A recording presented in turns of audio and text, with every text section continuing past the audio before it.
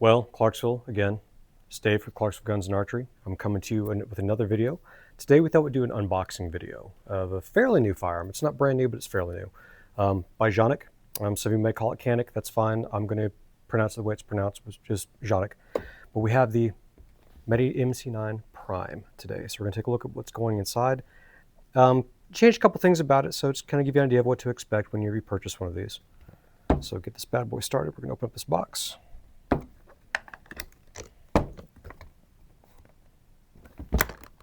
No, we won't, because one of the buttons got messed up. So inside, you have your standard loadout, you have your literature, you have your spare back straps up here. You also have a little fake gun down here, which is fake gun's actually a tool for those that didn't know. This is actually a pretty cool little way. It's a little screwdriver, so I'm going to take out where the magazine would go in at. Of course, you have all your parts and everything's in there, all your bits, because as we can see, that's your screwdriver head. So it's kind of a cool little way to kind of bring you in to get you something neat for your money. So we'll set this to the side and I'll go ahead and show you the firearm itself. Of course, your literature is right there. Now what you're going to see before I pull everything out here, you're going to see your Canik Prime, you're going to see your spare mag and your loader. Now what's cool about this is every Canik that sells always comes with a holster. Well, they're usually outside the waistband. This time it's inside the waistband. So right off the bat, this is something cool. They're giving you something good to start out with. So we'll go ahead and pull this out. Of course, you got your paperwork here, your flag to let you know that it's unloaded. So for everyone out there that worries about that, it is unloaded firearm. I'm going to get this paper off so I can mess with it and kind of show you what's inside. And we're going to toss this box to the side so I can move this a little bit easier. So I can see it's unloaded. So let's talk about the Prime for just 1 second. This is coming from the long line of newer firearms, again, newer, not new, where the microguns have kind of taken over the civilian market for a little bit.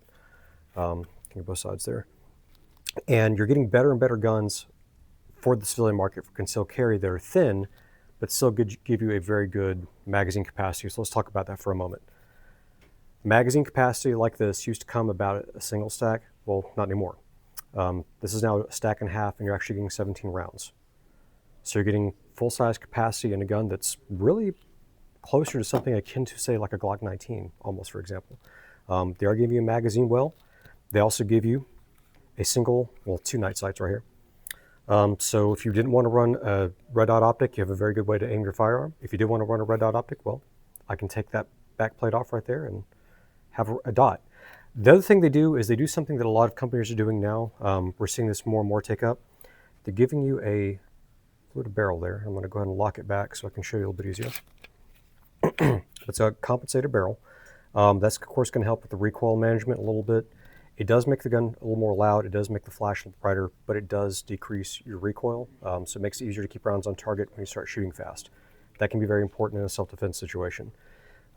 So we see this more and more now, and it's cool because Canik has finally come out with this. There's one more piece of the puzzle I'd like to bring up, and this is something I thought was cool when we opened it up. While Canik is a Turkish-owned company, this firearm was made in the United States. This was not made in Turkey. So as far as I know, I could be wrong on this, but as far as I know, this is the first American manufactured firearm by Canik to come out. So I think that's a really cool idea. Hopefully we see more of these, etc. Just a couple things to go over.